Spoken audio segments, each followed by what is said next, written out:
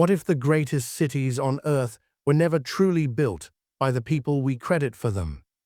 What if they were not founded, planned, or slowly developed, but rediscovered? This idea sounds absurd at first. We are taught that cities emerge gradually, huts become houses, houses become streets, streets become districts, and over centuries, civilization rises. But when we examine the physical evidence left behind by ancient cities, that neat story begins to fracture. Today, we will not rely on legends, myths, or speculation. We will ask practical questions, questions of logistics, population, time, and scale, and we will allow numbers, not belief, to guide us. Let us begin with a simple definition. A city is not merely a collection of people living close together. A city is a system. It requires constant food surplus, specialized labor, governance, maintenance, water management, sanitation, transport infrastructure, and defense. Cities do not function passively. They demand energy, coordination, and continuity. Even today, with electricity, heavy machinery, modern materials, and global supply chains, constructing a new planned city takes decades, often longer. And that is with technology that ancient societies did not possess, at least according to the official narrative. Yet when we look at ancient cities, we find something strange. They do not look like experiments. They do not look like early attempts. They do not look primitive. They look finished. Take Rome. Rome is said to have begun as a small pastoral settlement, huts on hills beside a river. But the earliest stone layers we find already show advanced engineering, roads with layered foundations, drainage systems, and standardized construction. Rome's sewer system, the Cloaca Maxima, was not a crude ditch. It was a monumental stone structure, still functioning in parts today. Cities usually develop infrastructure after population growth demands it. But in Rome, the infrastructure appears first, and the population fills in later. This pattern repeats elsewhere. Teotihuacan appears suddenly in the archaeological record as a vast, planned city aligned to precise angles with standardized residential blocks. Angkor emerges with massive water management systems capable of sustaining enormous populations. Ancient Athens displays sophisticated stone architecture early in its timeline. Babylon shows monumental walls and urban planning far beyond what small populations typically produce. The uncomfortable question is this: where is the trial and error phase?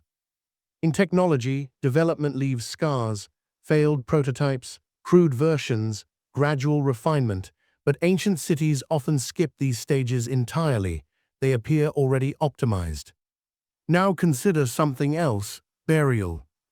Many ancient cities are found partially buried.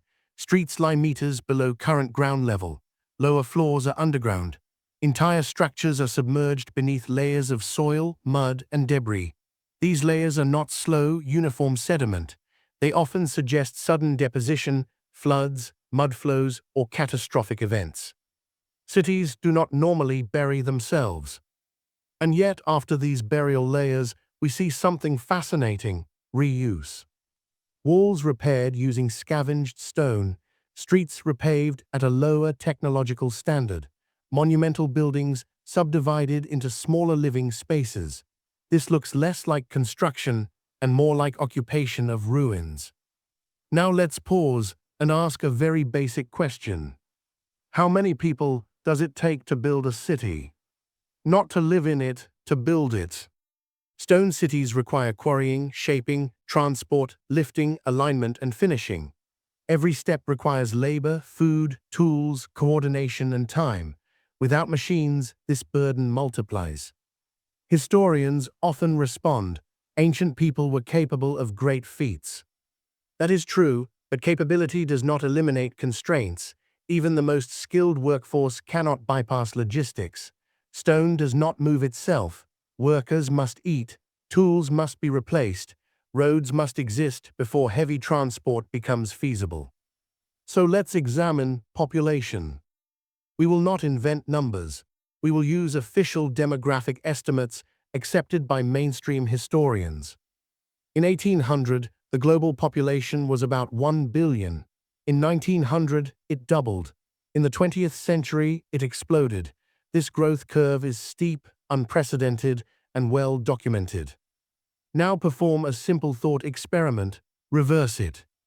Go back to 1700, approximately 600 million people.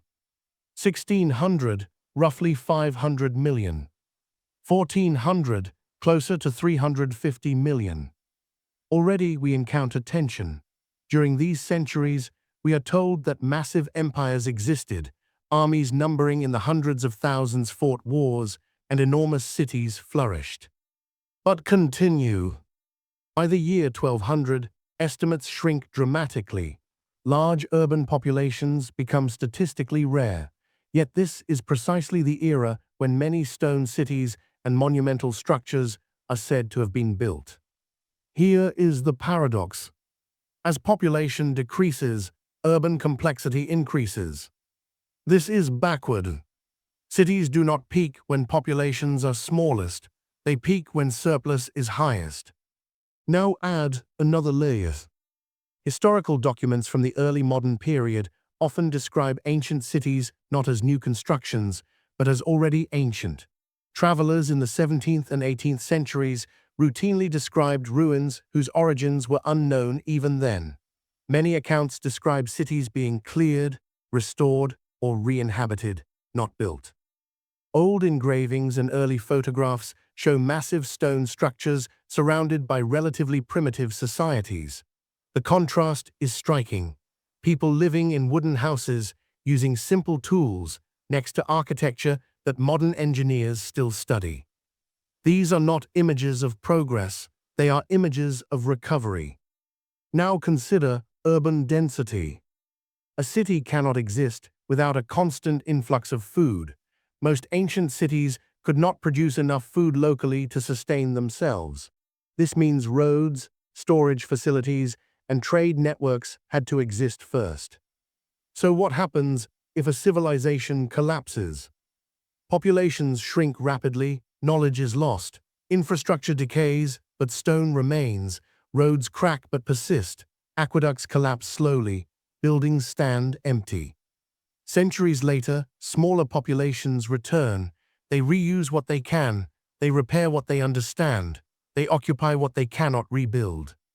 This pattern, collapse, abandonment, reuse, explains the archaeological record far better than uninterrupted progress.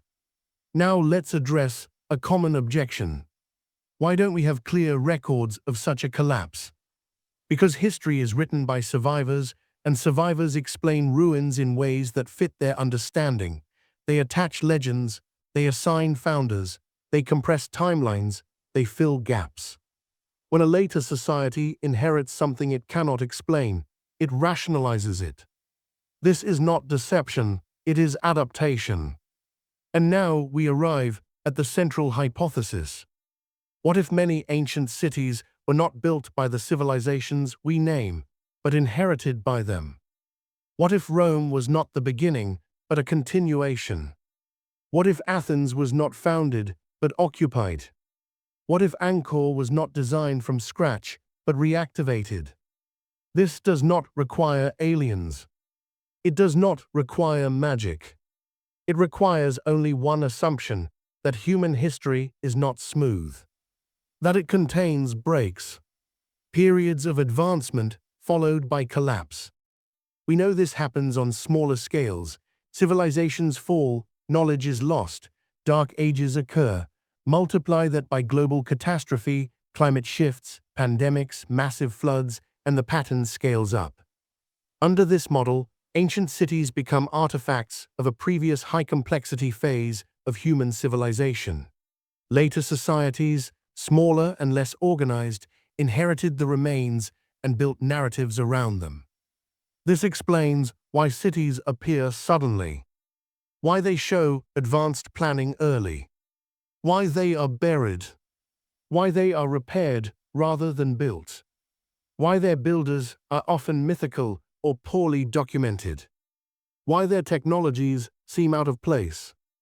It also explains why history feels compressed, why thousands of years appear crowded with improbably rapid achievements. The uncomfortable implication is this: human civilization may be far older and far more fragile than we are taught. Our current world may not be the first to build cities at scale. It may simply be the latest.